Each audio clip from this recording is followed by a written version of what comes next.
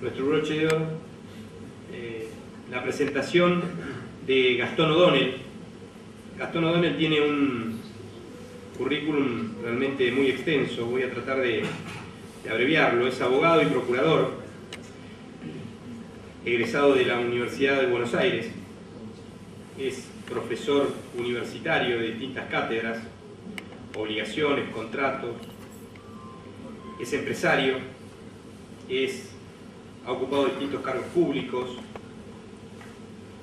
actualmente es presidente de la Asociación de Dirigentes de Empresas, es decano de la Facultad de Derecho y Ciencias Políticas, es miembro del Consejo de Administración de la Universidad de Ciencias Empresariales y Sociales, de la UCES, y es autor de distintos libros.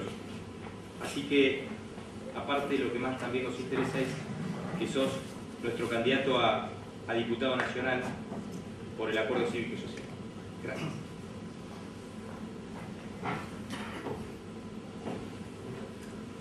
Bueno, muchas gracias a Juan Carlos Morán, que me invitó a participar de esta reunión esta noche. Muchas gracias a ustedes por venir a escucharnos. Muchas gracias a los oradores que me precedieron, que escuchaba con tanta atención. El proyecto de política local, el proyecto estratégico de Bolívar 2020, el proyecto educativo que va a estar en función de ese proyecto estratégico. Yo quería contarles que yo soy de un pueblo un poco más chico que Bolívar, que San Miguel del Monte, que era en la quinta sección electoral. Es un pueblo también muy volcado hacia lo agropecuario y es un pueblo que también tiene vetas turísticas y tienen que ver con la historia argentina. Por eso a veces me siento tan identificado, porque cuando se plantean políticas estratégicas para lo local, cuando uno proviene o tiene sus raíces en un pueblo que quiere desarrollarse, y mis primeras experiencias políticas tuvieron que ver con buscar un desarrollo para el pueblo del cual soy oriundo, bueno, eso me parece que es lo más noble de la actividad política. Tratar de desarrollar el pueblo para que el vecino esté mejor, para que los jóvenes de la ciudad a la que uno pertenece tengan futuro, para que los comerciantes, los productores, los empresarios del lugar puedan desarrollarse y den trabajo para todos. Me parece que es la actividad que más dignifica al hombre y que la política puede hacer con mayor grado de nobleza.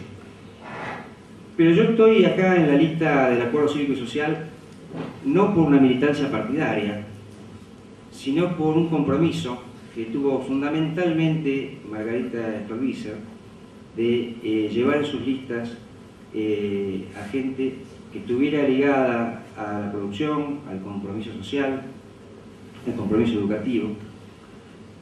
Y precisamente por presidir en estos años la Asociación de Dirigentes de Empresa, que es una entidad que busca el desarrollo y la capacitación del dirigente empresario, no es una entidad que busca hacer lobby de un sector en particular, sino que quiere o que entiende que la crisis de nuestra sociedad es básicamente una crisis dirigencial.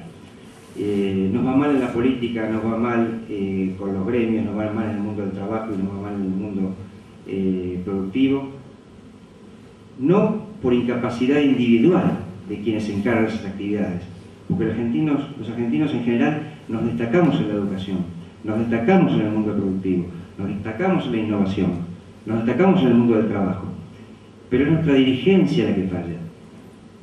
Fundamentalmente creemos que a partir de ciertos valores morales que se fueron dejando de lado, podemos interpretar que la crisis argentina es básicamente una crisis de dirigentes.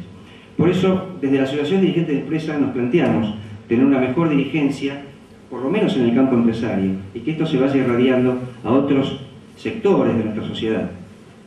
Y fue así como esta entidad, que fue fundada en 1942, primera entidad empresaria no gremial de la Argentina, el año pasado, cuando se planteó el problema del campo, yo que soy productor agropecuario de esta zona de San Miguel del Monte, vimos que era muy difícil que se llegara a una resolución del tema, porque el gobierno se había encaprichado y empezaba a elegir al sector como uno de los enemigos al cual le tenía que dirigir sus dardos.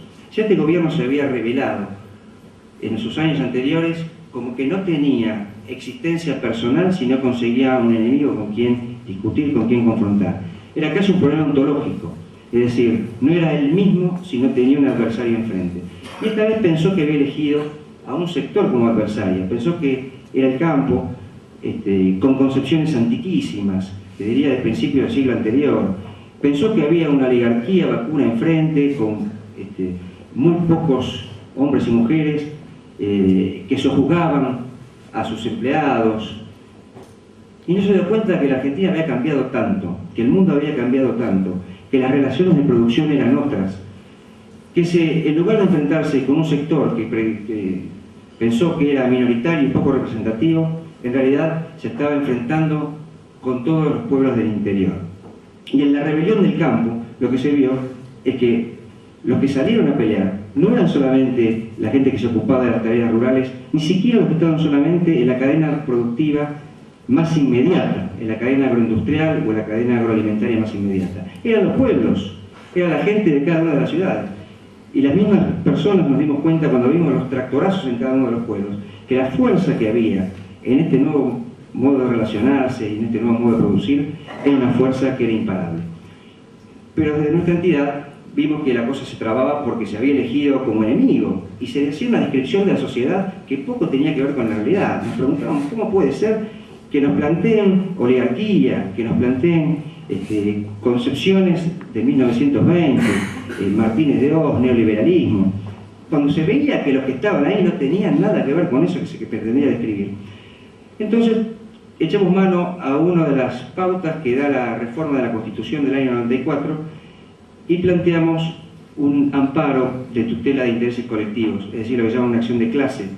Es decir, nos presentamos a la justicia para decir, las retenciones son inconstitucionales porque son confiscatorias y porque les está dictando ni siquiera el Poder Ejecutivo, los subdelega el presidente en su ministro de Economía y por una resolución del ministro de Economía de turno que duró pocos meses, se está confiscando el bolsillo de los productores.